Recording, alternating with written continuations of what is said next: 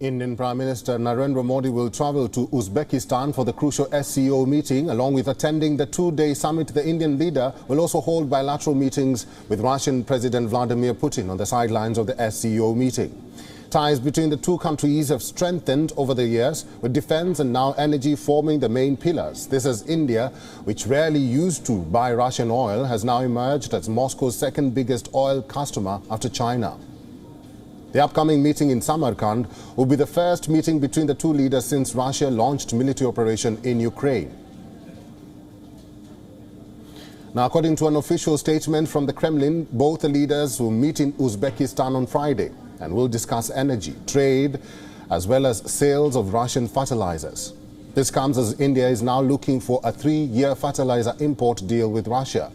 Russia is India's important partner when it comes to nuclear energy. Moscow has been backing India's membership at the NSG, or Nuclear Suppliers Group, and also in the United Nations Security Council. Cooperation in space has been another key area of cooperation between both countries. Russia has trained Indian astronauts who will be on board the Gaganyaan spacecraft, India's first manned mission to space.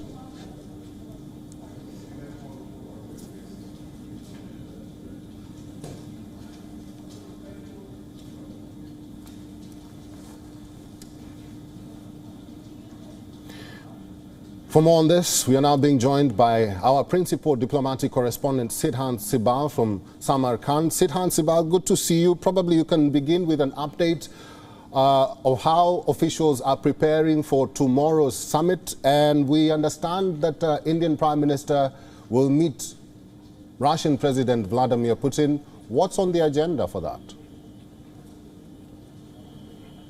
Well, yes, the SCO summit is all set to begin on a Thursday, and of course the city is being sprued up, and we also know that the security has been increased. The Indian Prime Minister will be landing on a Thursday late evening. He, of course, will be on a short visit. He leaves on Friday. By and large, we know that there will be 3 key bilaterals. Indian Prime Minister will be having his meeting with the Iranian side, meeting with the Russian President, and meeting with the Uzbek President. Now, meeting with the Russian President is important and interesting, comes at a time when we know that the Ukraine conflict is still underway, and India has increased its energy import from Russia. Now, largely we know that when it comes to India-Russia partnership, defense has been main pillar of this relationship.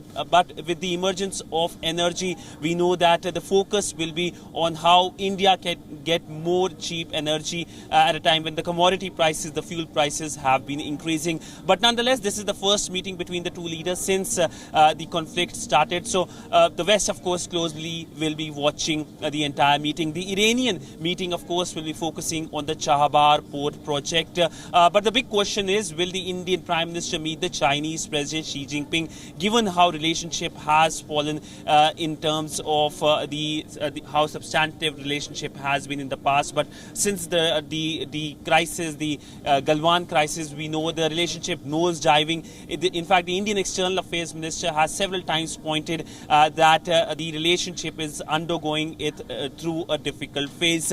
But the India-China relationship is important, given that these are two important countries, big countries of Asia, and how both the countries govern their relationship essentially defines the new world order. And of course, the big speculation also about the meeting with the Pakistani side as well. As of now, we know that there is no confirmation by two sides, but it's given that there will be no structured bilateral meeting between the two leaders. But there could be a pull aside, given that how the Indian Prime Minister Narendra Modi recently extended his condolences in the backdrop of floods in Pakistan. So a lot of things to look at when the leaders arrive here in Samarkand. Many of those leaders have already arrived, including the Iranian leadership. All in all, there will be 15 leaders here in Samarkand who will be a part of the summit. The 8 member countries, Iran, which will become the 9th member of the grouping.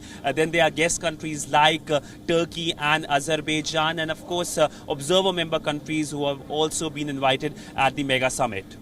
Siddhant, let me ask you this. Before the summit begins, why is this Central Asia summit important and significant in South Asia? and specifically for India? Well, both India and Pakistan are member of the grouping, so there are always speculation that will the two leaders meet. Earlier this year, we saw the Indian and Pakistani foreign ministers present at the summit, the meeting, the foreign ministers meeting, where WION was also present. But for South Asia, we will see an expansion of the grouping. We know Nepal and Maldives will get and already have a certain level of representation. The grouping is already expanding towards West Asia. Iran becomes a member, and more countries from the Arab world are keen on becoming a part of the grouping. So this is a grouping which is increasing its scope in terms of geography, in terms of GDP, in terms of population size, and that is why it plays a key role in terms of the new geopolitical order which is emerging very fast. We know there are other groupings as well, like BRICS and groups where India, of course, is member, like I2U2 and Quad. But this is a grouping which is seen as staunchly anti-West and part of a new world order in which, of course, the countries like Russia and China want that West should not dominate this world order. Live from Samarkand, Uzbekistan, our principal diplomatic correspondent, Sidhant Sibang. Thank you. WION is now available in your country. Download the app now and get all the news on the move.